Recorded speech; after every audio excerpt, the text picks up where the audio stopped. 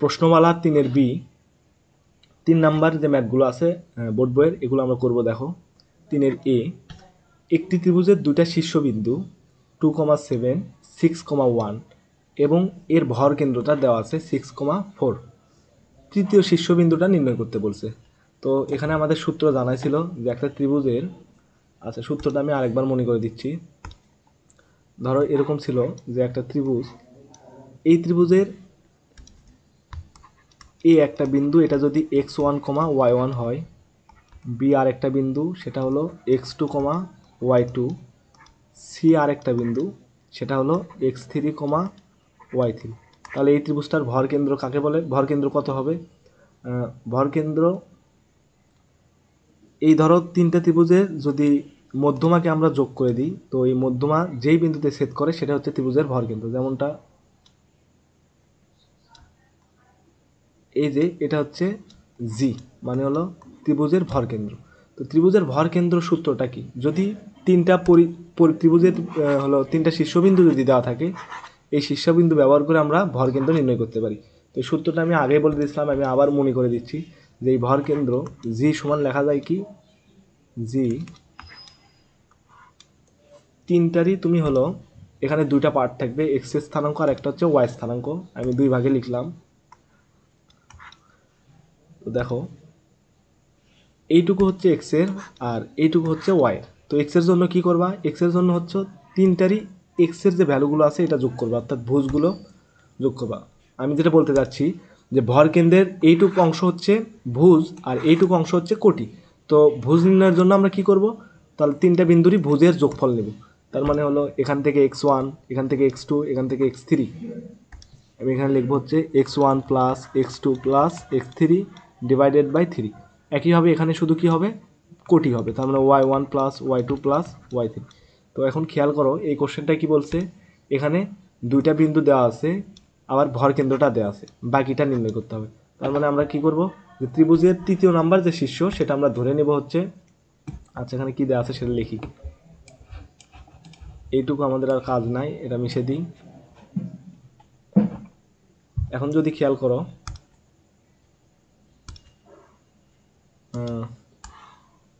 আচ্ছা এটা হচ্ছে ত্রিভুজ। তো এই ত্রিভুজের এ বিন্দুটা দেওয়া আছে 2, কত দেওয়া আছে 7, বি বিন্দু এটাও দেওয়া আছে 6,1।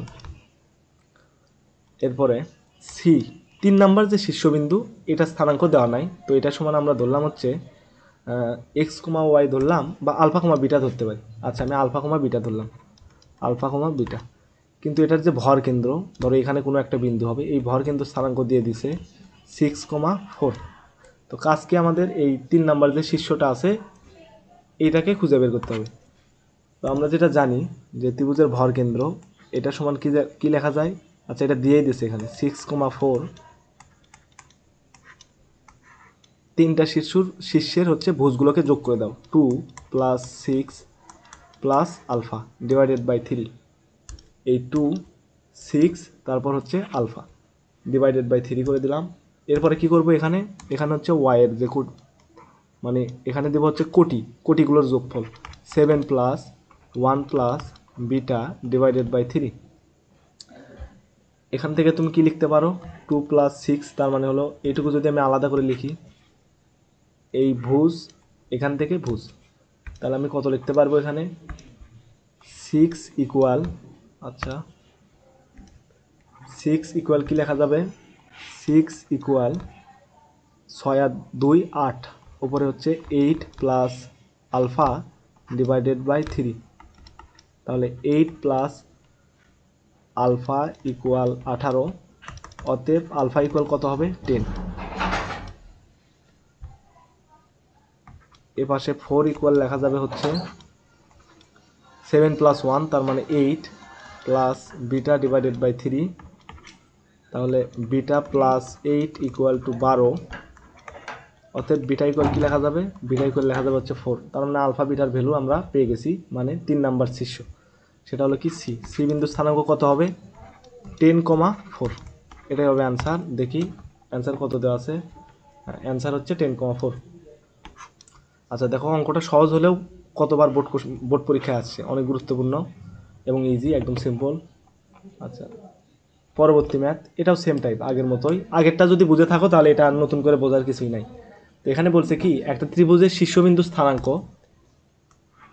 এটা একটা বিন্দু স্থানাঙ্ক, এটা একটা তিনটা বিন্দু স্থানাঙ্কই দিয়ে দিছে এবার। তো যদি এর ভর কেন্দ্রটা এক্স অক্ষের উপর অবস্থিত হয়, তাহলে দেখাও যে, তাহলে প্রমাণ করতে হবে T1 T2 T3 ভ্যালু 0 হবে। তো এখানে খেয়াল করো, সত্যটা এখানে দিয়ে দিছে যে যদি লিখছে, যদি ভর কেন্দ্রটা এক্স অক্ষের উপর অবস্থিত হয়, আমরা ধরবো কি যে ভর কেন্দ্র যেটা, সেটাকে আমরা কি লিখতে পারি, জি। জি এর স্থানাঙ্ক আমরা জানি না এটা কত হবে, কিন্তু বলে দিয়েছে এক্স অক্ষের উপর অবস্থিত। এখন খেয়াল করো তো, এক্স অক্ষের উপর অবস্থিত প্রত্যেকটা বিন্দু স্থানাঙ্ক কত হয়, এই যে এটা যদি ছক কাগজ হয়, এটা যদি এক্স অক্ষ হয়, তো এক্স অক্ষের উপর প্রত্যেকটা বিন্দু স্থানাঙ্ক, এটা ধরো কিছু একটা হবে এক্স অক্ষ বরাবর, মানে ভুজ কিছু একটা হবে, কিন্তু কোটি একদম 0। তার মানে এই বিন্দুটাকে আমরা লিখতে পারি হচ্ছে a,0। এক্স অক্ষের উপর প্রত্যেকটা বিন্দুতেই ভুজের মান আছে, কিন্তু কোটির মান সবসময় 0। তাহলে আমরা এখানে কি লিখতে পারবো, যেহেতু ভরকেন্দ্রটা এক্স অক্ষের উপরেই অবস্থিত, তাহলে তার ভুজের একটা মান আছে, সেটাকে ধরলাম এ, আর কোটি নিশ্চিতভাবে 0 হবে। ওকে, তো এখন খেয়াল করো, এখন ভরকেন্দ্র তো আমাদের এখানে আমরা বের করলাম কিছু একটা, আবার এবার ত্রিভুজের শীর্ষবিন্দু 3টা দেওয়া আছে, তাহলে 3টা শীর্ষবিন্দু ইউজ করে কিন্তু আমরা ভরকেন্দ্র নির্ণয় করতে পারি। সেটা আমরা করে দেখি কত হয়। তাহলে যেটা বের করছি a,0, এটা তো আমরা বুঝেই ফেললাম যেহেতু এক্স অক্ষের উপর অবস্থিত।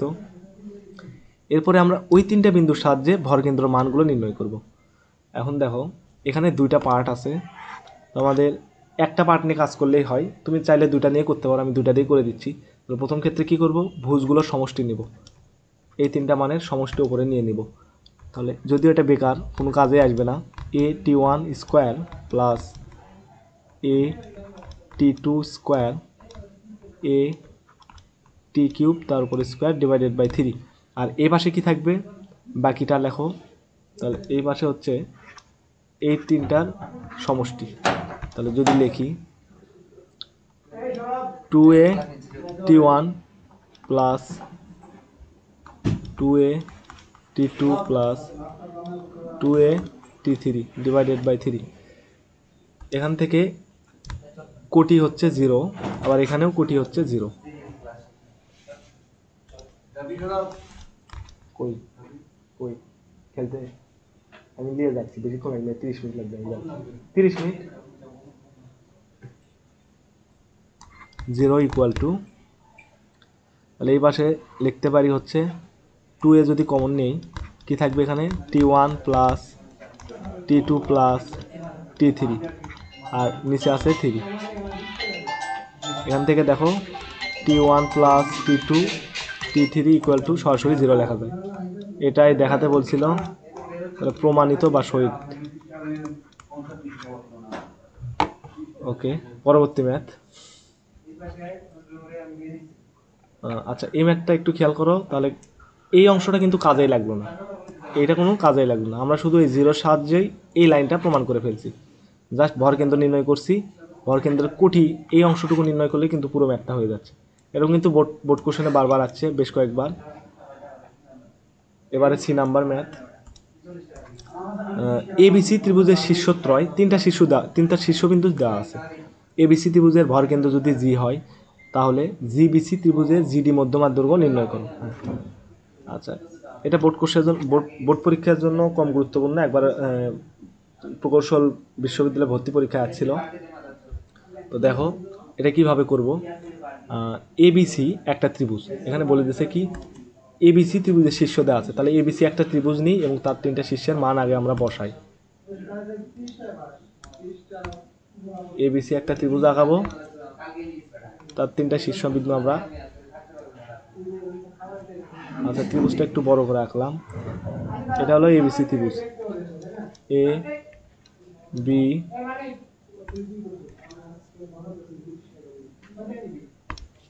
A B C. এই এবিসি ত্রিভুজের শীর্ষবিন্দু দেওয়া আছে, এ স্থানাঙ্ক দেওয়া আছে হচ্ছে 10,20, বি বিন্দু স্থানাঙ্ক কত দেওয়া আছে, বি বিন্দু স্থানাঙ্ক হচ্ছে 20,30, আর সি বিন্দু হচ্ছে 30,10। এখন কোশ্চেনে যেটা বলছে যে এবিসি ত্রিভুজের ভরকেন্দ্র জি, ভরকেন্দ্র যদি জি হয় তাহলে জিবিসি নতুন একটা ত্রিভুজ উৎপন্ন হবে। এই ত্রিভুজের জিডি মধ্যমার দৈর্ঘ্য নির্ণয় করতে বলছে। তাহলে ভরকেন্দ্র কাকে বলে? এই দুইটা এখানে তিনটা বাহুর মধ্যবিন্দু আমরা নির্ণয় করব। ধরি এসি বাহুর মধ্যবিন্দু হচ্ছে এইটা, বিসি বাহুর মধ্যবিন্দু হচ্ছে এই পয়েন্টটা, আর এবি বাহুর মধ্যবিন্দুর পয়েন্ট হচ্ছে এটা, মধ্যবিন্দু হচ্ছে এটা।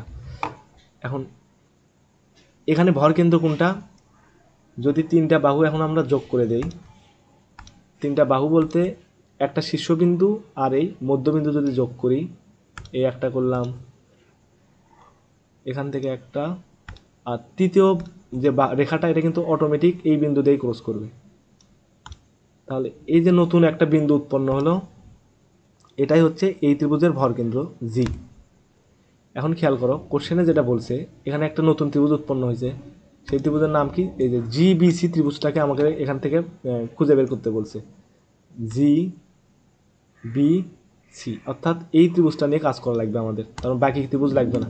কিন্তু এখান থেকে যে কাজ করতে পারি আমরা, তিনটা বিন্দুর সাহায্যে ভরকেন্দ্র জি এর মানটা আমরা নির্ণয় করতে পারি। আচ্ছা, এটাকে করে নিই। এবিসি ত্রিভুজের ভরকেন্দ্র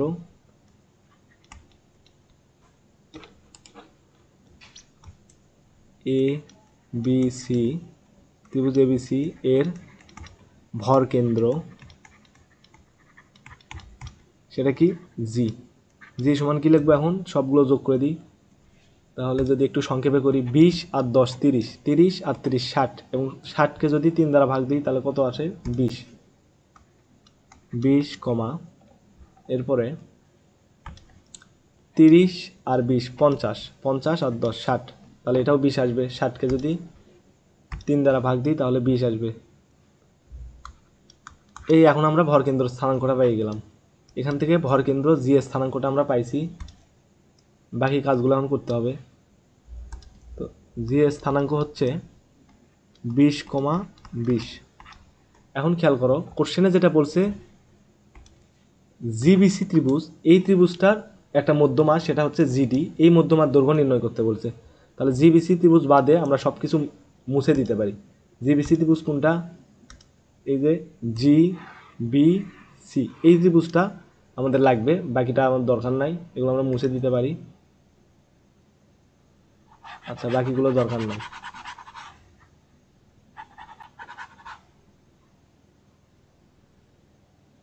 এই যে এটা হচ্ছে জিবিসি ত্রিভুজ। এখন এই ত্রিভুজের এই পয়েন্টটার নাম হচ্ছে জি। এখন বলছে মধ্যমা, মধ্যমা কি? জিডি মধ্যমা। তার মানে জি শীর্ষবিন্দু হতে বিপরীত যে বাহুটা আছে, অর্থাৎ এই বাহুর মধ্যবিন্দুর হচ্ছে মধ্যবিন্দুর সংযোজক সরলরেখা। তো মধ্যবিন্দু এটা তো আমরা আগেই বের করছি, এই পয়েন্টটার নাম দিলাম তাহলে ডি, কারণ এটাই তো মধ্যমা, জিডি মধ্যমা। তো এই জিডি মধ্যমার দৈর্ঘ্য নির্ণয় করতে বলছে। এটা এই দৈর্ঘ্যটা কিভাবে বের করতে পারবো? মানে আমাদের এতটুকু দৈর্ঘ্য কত এটা বের করতে বলছে। তো জি বিন্দু স্থানাঙ্ক এটা আমরা বের করছি, যদি কোনোভাবে ডি বিন্দু স্থানাঙ্ক আমরা বের করতে পারি তাহলে তো এই দৈর্ঘ্যটা বের করতে পারবো। এখন দেখো ডি বিন্দুর স্থানাঙ্ক কিভাবে নির্ণয় করব? এই ডি হচ্ছে মধ্যবিন্দু, তার মানে এই দৈর্ঘ্য আর এই দৈর্ঘ্য সমান, অর্থাৎ বি এবং সি বিন্দুর মধ্যবিন্দু হচ্ছে ডি। তাহলে ডি এর স্থানাঙ্ক কত হবে? ডি এর স্থানাঙ্ক হবে হচ্ছে এই 20 আর হচ্ছে 30, দুটা যোগ করতে হবে।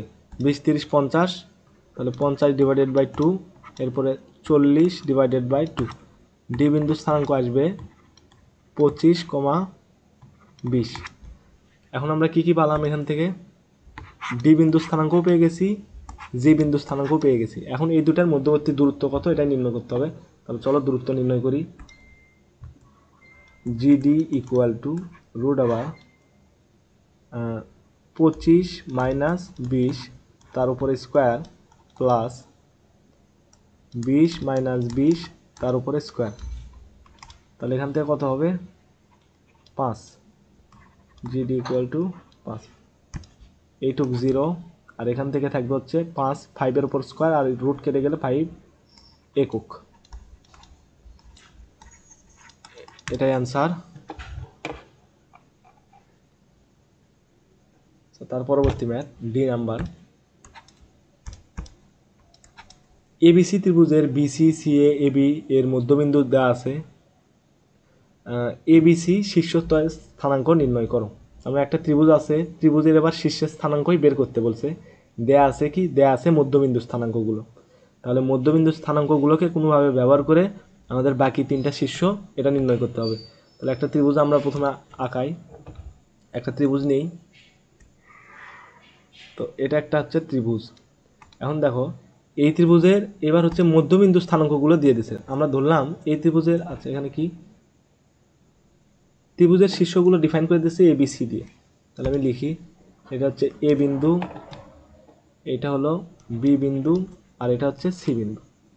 এখন মধ্যবিন্দুগুলো দেয়া আছে, এটা একটা মধ্যবিন্দু, এটা একটা মধ্যবিন্দু, এটা একটা মধ্যবিন্দু। তো বিসি, এবিসি ত্রিভুজের বিসি এবং সিএ এবং এবি এর মধ্যবিন্দু। তো এখানে দেখো বিসি এর মধ্যবিন্দু যেটা, তার স্থানাঙ্ক কত, এখানে যদি দেখি, আচ্ছা একটু,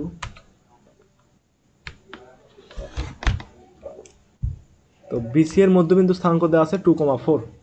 বিসি বাহুটা কই, এই যে এখানে বিসি বাহু, এটা স্থানাঙ্ক দিছে কত, 2,4। লিখে নিই 2,4। এরপরে সিএ, সিএ স্থানাঙ্ক দেওয়া আছে কত, সি এর মধ্যবিন্দু সেটা হচ্ছে 5,0, এটা হলো 5,0। আর একটা বিন্দু স্থানাঙ্ক দিছে, সেটা হচ্ছে বাকি বিন্দুটা, এটা হলো 4,-2, 4,-2। এখন আমাদের কাজ কি, আমাদের কাজ হচ্ছে বের করতে হবে এ বিন্দু স্থানাঙ্ক, বি বিন্দু স্থানাঙ্ক এবং সি বিন্দু স্থানাঙ্ক।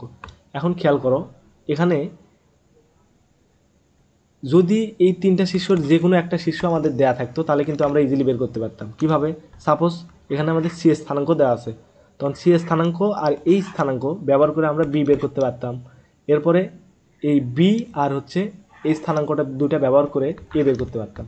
কিন্তু এখানে সমস্যাটা হলো এই তিনটা শীর্ষের একটা শীর্ষবিন্দুর স্থানাঙ্ক দেয়া নেই, তিনটাই বের করতে হবে। কিভাবে আমরা বের করতে পারি, এখন আমি যদি একটা কাজ করি, ধরো এই বিন্দুগুলো যোগ করে দিলাম, আমি এই বিন্দু আর এই বিন্দু যোগ করলাম,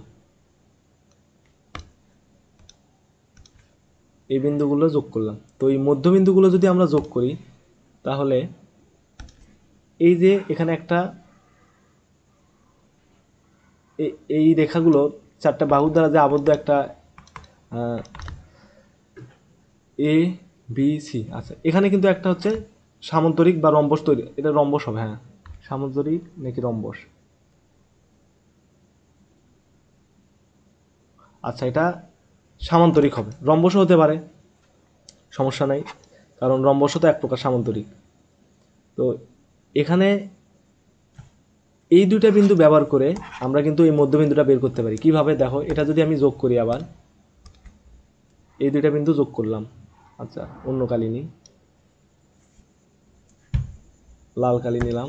তো এই দুইটা বিন্দু যদি যোগ করি, এটা একটা কর্ণ, এরপরে বাকি আর একটা কর্ণ নিই এখান থেকে। তো দেখো এই রম্বস বা সামান্তরিকের ত্রিভুজটা, এটা একটু সমবাহু ত্রিভুজ হয়েছে, যে কারণে এটা হচ্ছে সামান্তরিকে পরিণত, মানে রম্বসে পরিণত হচ্ছে। কিন্তু ত্রিভুজটা যদি সমবাহু না হতো তখন কিন্তু এটা সামান্তরিক হতো।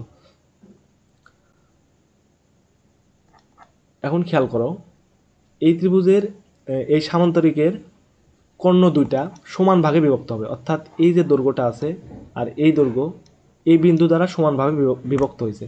একইভাবে এই দৈর্ঘ্য আর এই দৈর্ঘ্য এই বিন্দু দ্বারা সমানভাবে বিভক্ত হচ্ছে। তার মানে কি হলো, যেহেতু আমাদের এই বিন্দু আর এই বিন্দু দুটা জানা, তাই এই দুইটা বিন্দুর মধ্যবিন্দু হচ্ছে এটা, এটা আমরা নির্ণয় করতে পারি। তাহলে আমি কি লিখতে পারবো, এখানে এই বিন্দুর একটা নাম দিলাম এ বি সি, এটার নাম দিলাম হচ্ছে ডি। ডি বিন্দু স্থানাঙ্ক কত হবে, এটা আমরা বের করি। এখানে দেখো 4 আর 5 যোগ করি, ডি বিন্দু স্থানাঙ্ক হবে 4 আর 5 9, 9 divided by 2, comma minus 2 divided by 2। D বিন্দু স্থানাঙ্ক হবে এখানে 9/2, কমা এখানে হবে -1, এটা হবে ডি বিন্দু স্থানাঙ্ক।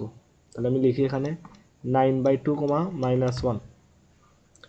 এখন তুমি এই বিন্দুকে আর এই দুইটা বিন্দুকে কাজে লাগিয়ে এই বিন্দু স্থানাঙ্ক বের করতে পারবা। কারণ কি, কারণ এই বিন্দু, আচ্ছা কারণ হলো এই বিন্দু আর এই বিন্দুর মধ্যবিন্দু হচ্ছে ডি বিন্দু, তাই আমরা এই দুটাকে কাজে লাগিয়ে এই বিন্দু স্থানাঙ্ক নির্ণয় করতে পারি।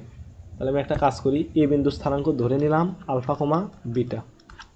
এখন কি হবে, তাহলে সেই শর্ত অনুযায়ী আলফা প্লাস 2 ডিভাইডেড বাই 2 কমা এখানে হবে বিটা প্লাস 4 ডিভাইডেড বাই 2। এটা হচ্ছে মধ্যবিন্দুর স্থানাঙ্ক নির্ণয় করলাম, অর্থাৎ এই দুইটা বিন্দু ব্যবহার করে আমরা এখানে যে স্থানাঙ্কটা পেলাম সেটা হচ্ছে ডি বিন্দুর স্থানাঙ্ক। আর ডি বিন্দুর স্থানাঙ্ক আমরা আগেই নির্ণয় করছি, সেটা কত হবে 9/2 কমা -1। তাহলে আমি এখানে লিখি 9/2 কমা -1। এখান থেকে আলফা আর বিটার ভ্যালু আমরা নির্ণয় করব। তাহলে কি হবে, এ শীর্ষবিন্দু স্থানাঙ্ক বের হয়ে যাবে, তারপর পরপর সি এবং বি এই দুটো আমরা বের করতে পারবো। তাহলে প্রথম কাজ, আমরা এই শীর্ষবিন্দু স্থানাঙ্কটা নির্ণয় করি।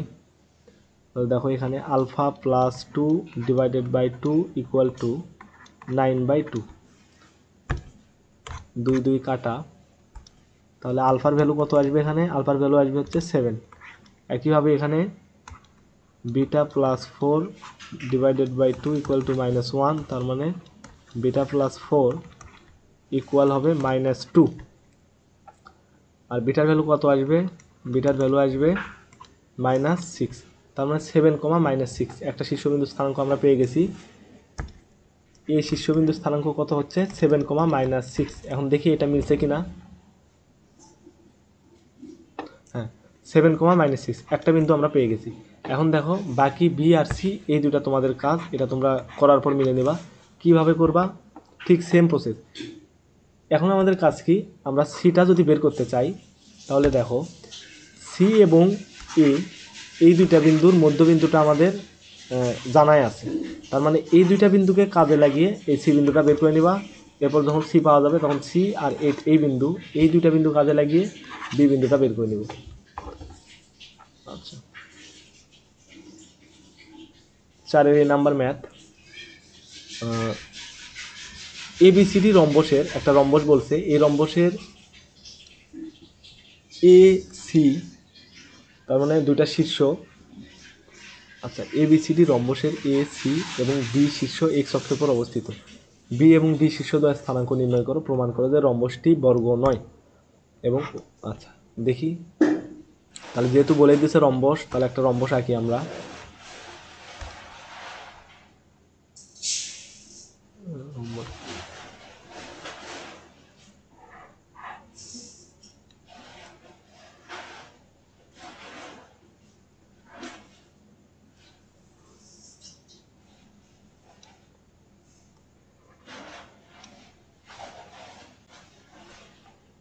আচ্ছা 1 মিনিট, আমরা জানি না এটা রম্বস হবে নাকি বর্গ হবে, কি হবে জানি না, কিন্তু এটা আমাদের প্রমাণ করে দেখাতে হবে। এখন খেয়াল করো, যেখানে এবিসিডি রম্বস বলছে, এ বিন্দু নিলাম, এটা হচ্ছে বি বিন্দু, এটা হলো সি বিন্দু, এটা হলো ডি বিন্দু। এখানে বলে দিছে রম্বস। তাহলে রম্বস বলতে কি হবে, তার মানে এই প্রত্যেকটা বাহুর দৈর্ঘ্য সমান হবে, প্রত্যেকটা বাহুর দৈর্ঘ্য সমান হবে। তাহলে আমরা একটা কাজ করি, স্থানাঙ্কগুলোকে প্রথমে বসিয়ে নিই। কোশ্চেন কি বলছে সেটা আমরা জানার চেষ্টা করবো। আগে আমরা স্থানাঙ্ক বসাই। এ বিন্দু স্থানাঙ্ক 1,2, সি বিন্দু স্থানাঙ্ক দেওয়া আছে 5,6, সি বিন্দু স্থানাঙ্ক দেওয়া আছে কত 5,6। ওকে, এরপরে এখানে একটা লাইন বলছে, দেখো বি যে বিন্দুটা আছে এটা এক্স অক্ষের উপরে অবস্থিত। তো এক্স অক্ষের উপরে অবস্থিত যে কোনো বিন্দু স্থানাঙ্ক, সেটার ভুজের একটা মান থাকবে, কিন্তু কোটির মান কিন্তু সবসময় 0। তাহলে আমি ধরে নিলাম a,0। এরপরে কোশ্চেনে যেটা জানতে চাইছে, এতটুক ইনফরমেশন কোশ্চেনে দেওয়া আছে, কিন্তু যেটা জানতে চাইছে যে বিডি শীর্ষদ্বয় স্থানাঙ্ক, বি আর ডি এই দুইটা বিন্দু স্থানাঙ্ক নির্ণয় করতে বলছে। তো বি এর স্থানাঙ্ক আর ডি এর স্থানাঙ্ক বের করতে হবে। ডি এর স্থানাঙ্ক আমরা ধরে নিলাম আলফা কমা বিটা। এখন এটা আমরা বের করব। এখন খেয়াল করো, আমরা এখানে কি করতে পারি, দেখো প্রথমে আমরা যদি এর ভ্যালুটা বের করে নিতে পারি, মানে আমরা ট্রাই করব দেখি আগে এর ভ্যালুটা বের করতে পারি কিনা। যেহেতু এটা একটা রম্বস, তাহলে রম্বস হতে হলে এটাকে কি হতে হবে, এই প্রত্যেকটা বাহুর দৈর্ঘ্য সমান হতে হবে। তাহলে আমরা একটা কাজ করি, তার মানে রম্বস যদি হতে হয় তাহলে অবশ্যই এ বি বাহু সমান কি হতে হবে, বিসি বাহু। তাহলে এখন এই দুইটা বাহুর দৈর্ঘ্য নির্ণয় করে দেখি আসলে হয় কিনা। এই যেখানে আমরা নির্ণয় করি, দেখো এ আর বি বিন্দু স্থানাঙ্ক দেওয়া আছে, তার মানে এদের মধ্যবর্তী দূরত্ব কি সেটা আমরা নির্ণয় করতে পারি। a - 1 তারপরে হোল স্কোয়ার প্লাস 0 - 2 তার উপরে হোল স্কোয়ার, তার মানে 2 এর উপরে স্কোয়ার। আচ্ছা, এটা দৈর্ঘ্য নির্ণয় করলাম কার? এ বির। সেটা একটু মিশালাম। আমরা এখানে কি সত্য মতে জানি যে এ বি সমান বিসি হতে হবে, তবে কিনা এটা একটা রম্বস হতে পারে। আচ্ছা, এরপরে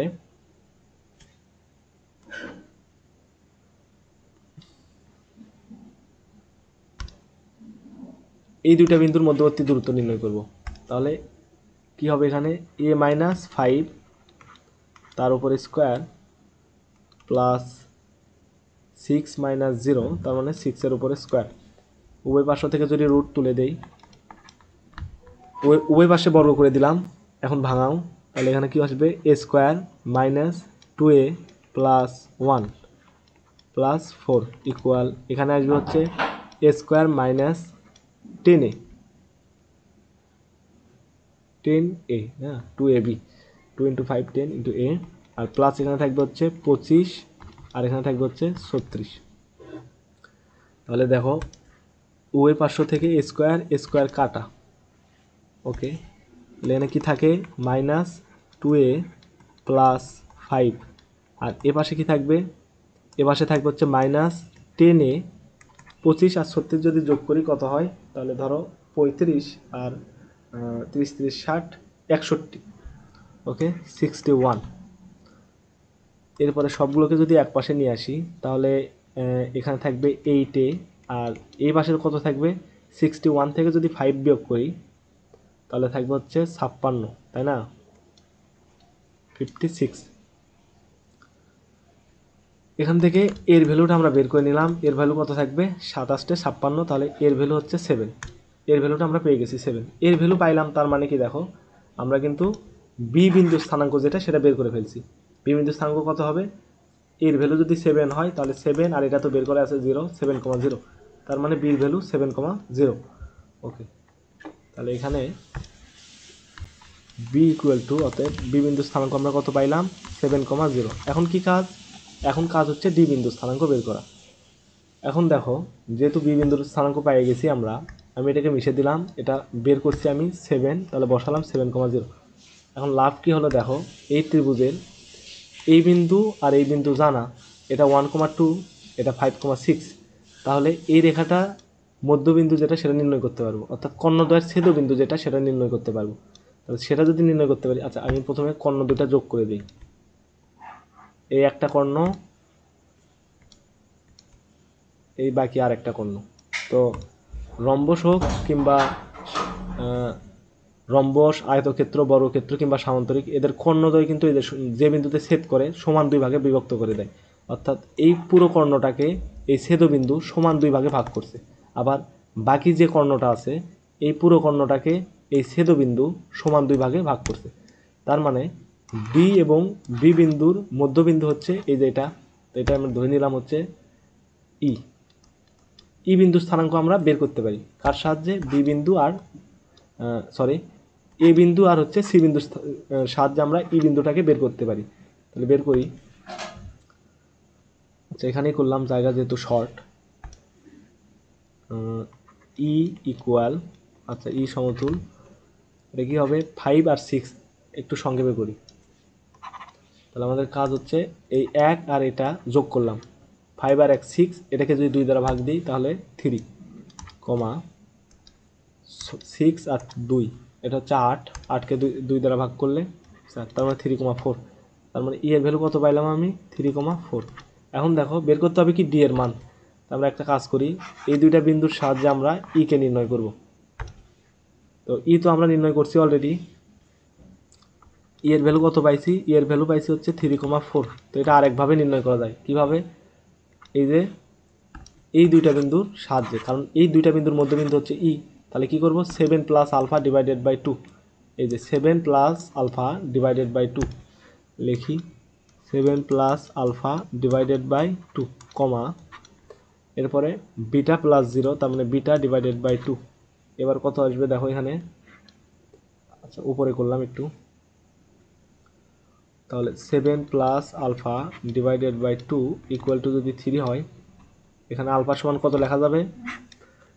3 দুগুণ 6, তাহলে আলফা ইকুয়াল টু -1, আর এখানে হবে বিটার ভ্যালু 8, তার মানে -1,8।